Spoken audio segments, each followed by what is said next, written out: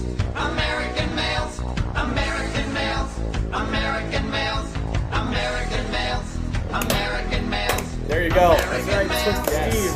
The American Males. Do you remember that? Thanks for With the clap. I gotta tell you, the American Males are a tag team that I missed. I did not watch much NWA or WC. Growing up, I watched no NWA. I didn't learn about that stuff until kind of later on, but that was from Steve from Evansville. He wrote a good theme to try to be the American Males theme from WCW, Scotty Riggs and Buff Bagwell. Yeah, absolutely. Well, So- we are. I am Eric Riggs, and this is Buff the Rob. Yes, I am. We are the enhancement talent. Buff Hirschbuell. they That's always called right. me. There you go. So- and, the American Males. I got to tell you about them real quick before we move on. Just a horrible time. I mean, when you consider like 95, 96 maybe was when this came Wait, is that on. when it was? I remember it as like 92-ish, but no, you're right. No. Yeah, it was like 95, 96. I mean, right when the whole business was changing, to have two just pretty boys like that and to think that they were going to get over as baby faces, no. Yeah, that was bad idea. A little too late. But you know what? They both they had okay careers. After that at least. You know. Do you see Buff Bagwell's a gigolo now? You can I did see that. you can buy time with him for like a About weekend. that?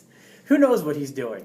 Amazing. But anyway, at least he recovered from that motorcycle accident. yes, that's true. Well, thank you for that request. And if you have any other requests of old school wrestling theme songs you would like us to use here on the Enhancement Talent, we'd love to hear from you. And also, we want to thank you for the emails and tweets and all that stuff. They keep coming in. We just had our episode about our pet peeves in wrestling, and we've actually got somebody who has a pet peeve of his own. Joseph from Evansville emailed me. He wrote, okay, I've watched wrestling since I was a little kid. I'm 25 now. What bothers me is the finishing moves. They don't beat people anymore. It takes 2 or 3 finishers to beat Cena. I just think it takes away from the power of the finisher. It used to be once you hit it, the match was over. Of course, unless it was Hogan or Taker or Kane for a while. Just thought I'd let you know what bothers me. I'm also enjoying the shows. Please keep them coming. We will keep them coming. I don't necessarily disagree, although I feel like now it's becoming like finishing sequences as opposed to finishing moves. I agree. And that's true. Like the more you kick out of the finisher, the more it depletes it, and the more it kind of devalues it. Although I don't know that it's a huge problem right now. I mean, usually when you see the finisher, it's over. Yeah, it's on TV. To me, it's usually big pay-per-views, and it used to just be WrestleMania. We always had this running joke when we would play our video games. We'd play like Raw versus SmackDown or something like that, and somebody would kick out of a finisher. We'd go, "What is this, WrestleMania?" But I do agree, and Cena's not the only culprit. I know everybody likes to hate on Cena, but it happens a lot anymore. The stealing of finishers, I've never been a big fan of. Using your opponent's finisher? Using your opponent's finisher. I mean, in the right situation, okay. But I do agree. It kind of it takes away the whole the mystique of the finisher, but at the same time, it keeps matches interesting.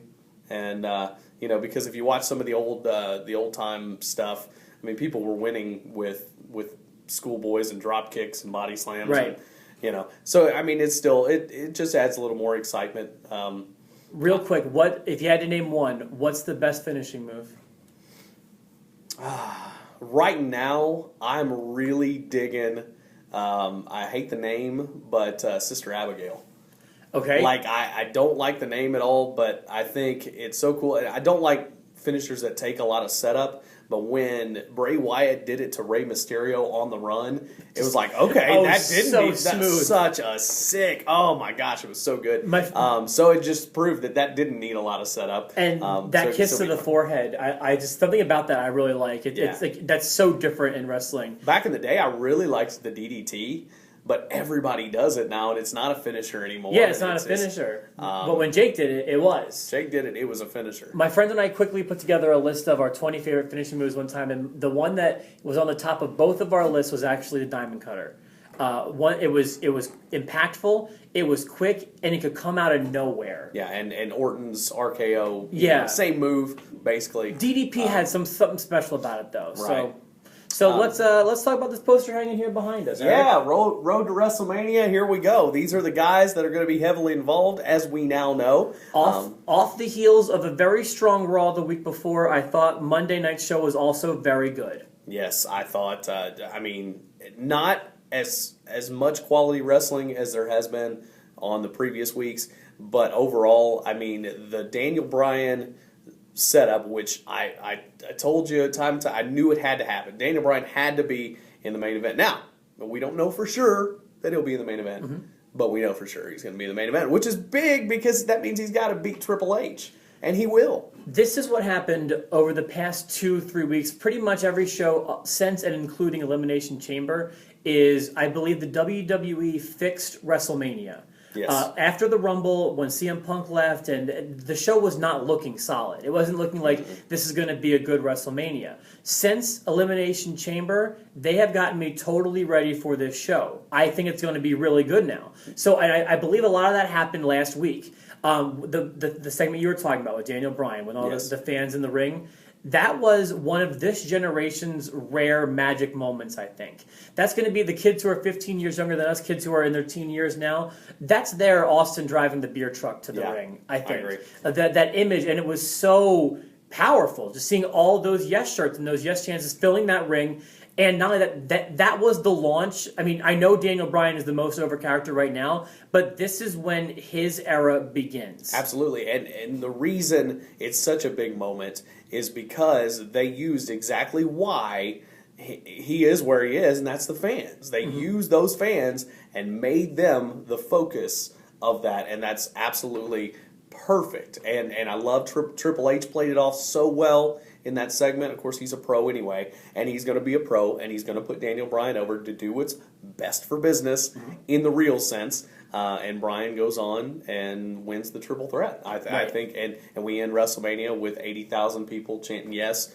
That's going to be the moment that we remember, and that's all we wanted. That's all the fans I think wanted, and that's what they're going to get, and they will not be disappointed. Like Steve Austin was insanely over. He was insanely popular when he was heading into WrestleMania with Mike Tyson and DX and everything. But when he won that title, that was when his era began. Yeah. And this is that for Daniel Bryan right now. Yeah, like I said, that was his magic moment. We're in the era of Bryan. We're in the infancy of it right now. It has not been up until this moment. It's beginning right now. Yeah, and if you notice this poster back here, still no CM Punk. And I still say we will not see CM Punk at WrestleMania. Not necessary at this point. I admit that what happened on Monday leads me to believe that you're right. Just for the friendly bet, I will still stick by my guns and say we will see him at or before WrestleMania. Well, and here's the other thing that we found out. Hulk Hogan announced a big match. And I'm pretty excited about this, actually. The Andre the Giant Memorial Battle Royal, 30 men. That's going to give a lot of guys a chance to get on the card that wouldn't normally get on the card. And it could be an interesting outcome. I don't know if they're going to go with a guy that they really want to get over or go with the token Big Show maybe for the first one. I don't know. Well, let me tell you this. I have found that if you put Andre the Giant on top of a trophy, I become insanely interested in a battle royal. That's all you need. Just I think, and I even think it's just an old Andre action figure spray painted gold. I'm cool with that, which is fine. Stick it on top of a trophy. I want to see guys fight for it. The first thing that came to my mind, I don't know why this is what I thought. I haven't read anything about this. It's just a hunch that I have. That new guy that debuted at the end of the show, the Russian guy. Alexander Rusev. I feel like he may just debut and win it.